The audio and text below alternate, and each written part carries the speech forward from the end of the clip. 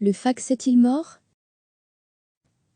Un aspect pratique quand on se balade sur le site de MediaMarkt, on peut encore trouver des fax à des prix très impressionnants, pratiquement 300 €. On se demande bien, qui est acheteur de ce type d'appareil en 2020, on contacte donc le constructeur, Broté. Là, on nous affirme que sur l'année 2019, on a vendu pratiquement 1000 de ces appareils, fax ou imprimantes incluant la fonction fax, sur la Belgique et le Luxembourg. Parmi les clientèles citées, on retrouve majoritairement 3. Dans une sandwicherie de Grand Bigard, le patron reçoit encore une vingtaine de fax par jour. Il reçoit de sa clientèle professionnelle, des grandes entreprises de la région, des commandes de sandwichs et plats chauds à livrer. C'est pour lui plus simple à gérer et permet une meilleure efficacité entre la commande et la cuisine. Par ailleurs, pour les entreprises, faire la liste des commandes à écrire sur une page le matin, c'est plus simple que de récolter des mails à gauche, à droite. Le fax est donc une solution plus simple pour tous. Du côté du monde judiciaire, on pensait que l'utilisation du fax était surtout une façon de démontrer une preuve, contrairement à un mail. Ce n'est plus le cas aujourd'hui, tout mail avec un accusé de réception et une signature électronique vaut preuve dans un tribunal. Mais les avocats, lorsqu'ils ouvrent un cabinet, doivent se procurer un fax. Pourquoi ? Parce que, malgré la mise en place de moyens de communication sécurisés via le net, certains tribunaux ne sont pas suffisamment équipés faute de moyens. Du coup, des juges demandent encore aux avocats de leur soumettre des documents par fax. Pas vraiment, si les administrations publiques ont encore des fax, c'est surtout par habitude. Parce qu'il est là depuis toujours, et qu'on n'a pas encore pris la peine de les enlever.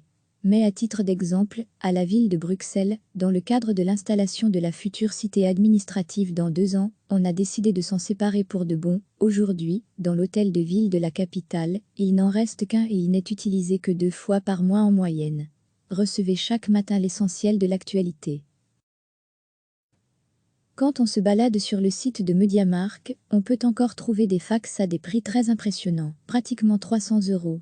On se demande bien, qui est acheteur de ce type d'appareil en 2020, on contacte donc le constructeur, Broté.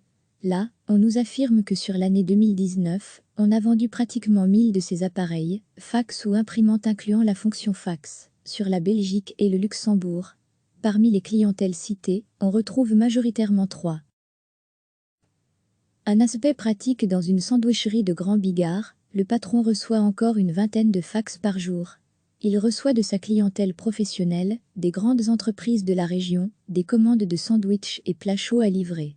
C'est pour lui plus simple à gérer et permet une meilleure efficacité entre la commande et la cuisine.